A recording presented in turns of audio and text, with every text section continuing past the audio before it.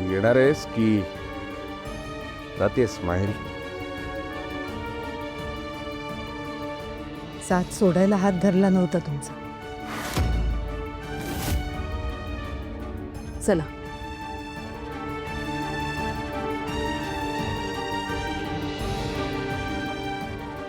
येते बघ.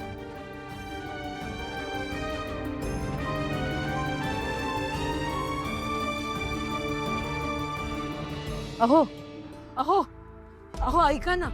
अहो पण काय गरज होती तिथे यायची? काय गरज होती तुला? निक्षून सांगितलं होतं ना यायचं नाही यायचं नाही यायचं नाही, पण नाही तुला यायचं होतं. स्वतःची अक्कल पाचवायची होती. कोणी सांगितलं होतं यायला? तुम्ही जरा शांत व्हा ना. अरे कसं शांत होऊ मी? आणि काय सांगू तुझ्या बापाला? त्यांनी मला सांगितलं होतं की नाही माझ्या पोरीला काही बोलूच नकोस, मी काय करतो तिला सांगू नकोस. अख्खी पोरगी आली तिथे, तिथून शायनिंग मारलीस तू, अक्कल पाजळलीस स्वतःची. कसं मिळणार टेंडर? कसे मिळणार पैसे? तेलंगचा फोन आला, काय सांगू मी? बोल ना, आहे उत्तर. निदान मी तिकडे आले म्हणून मला कळलं तरी. काय चाललंय इकडे? पैशांसाठी तुम्ही हे सगळं सहन करत बसला होता? माझी माय, पैशांसाठी मी काही करीन, आता काही करीन. पण तुला मला अक्कल शिकवायला कोणी सांगितली? तुम्ही शांत व्हा. घे तेलंगचा फोन घे. नाही घे ना, बोला. नाही बोल ना, तुम्ही शांत बोला ना. तुम्ही बोला. असं करू नका, बोला. हो तुम्ही शांत. नमस्कार पाटकर. नमस्कार. काय होतीये की नाही पैशांची व्यवस्था? हा, होती आहे. ते प्रयत्न सुरू आहेत. वा शाबास. तुमच्या प्रयत्नांना यश मिळो, नाही म्हणजे मिळायलाच पाहिजे नाही का? तर मग तुम्हाला तयारी ठेवावी लागेल पाटकर रस्त्यावर येण्याची. हा, नाही असं होणार नाही. देईन मी पैसे. मी वाट बघतोय. 2 महिने आहेत बरं तुमच्याकडे. दिवस मोजायला सुरुवात करा.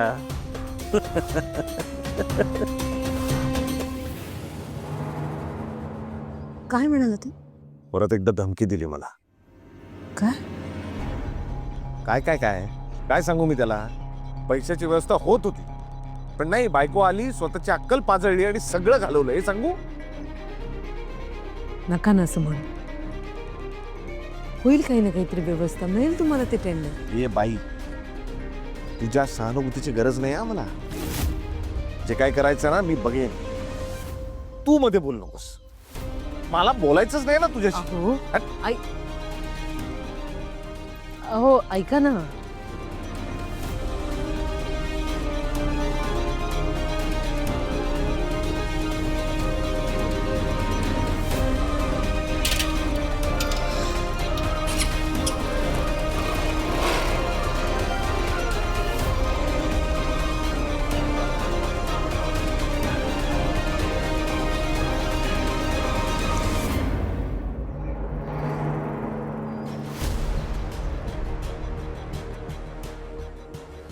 काय ग शांत शांत कायस? बाबांचा खूप गैरसमज झालाय रे. ते खूप चिडलेत आईवर. आय होप त्यांना खरं काय ना ते लवकरात लवकर कळेल आणि ते आईशी पुन्हा चांगले वागतील. अगं पण तो गैरसमज दूर होणार कसा? एकतर तुझ्या आजोबांनी समजवलं ना तरच. आजोबा काही समजवणार नाही आणि बाबांचा त्यांच्या बोलण्यावर विश्वासही बसणार नाही. मग तू काय करणार आहेस? मला काहीतरी करावंच लागेल. आई बाकी सगळं सहन करू शकते, पण बाबा तिच्याशी बोलले नाहीत ना की तिला खूप त्रास होतो आणि मला ते बघवत नाही. मला काहीही करून हे सिद्ध करावं लागेल की आईने हे केलेलं नाही आणि मी ते प्रूफ सकट सिद्ध करेन. हॅलो दिव्या, आपला प्लॅन चांगला वर्क होतोय. अगं सकाळी पण ते भाऊजी अनुवर इतकी चिडले होते ना, तिच्याकडे ढुंकून पण बघत नव्हते. येस अगं काय सांगतेस काय?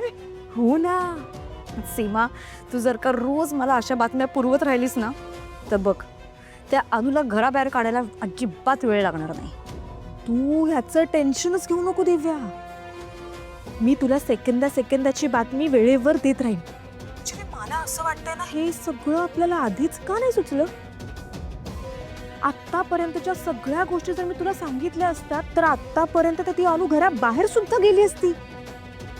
ठीक आहे असो, पण सीमा तुला काहीही मदत लागली तर सांगा.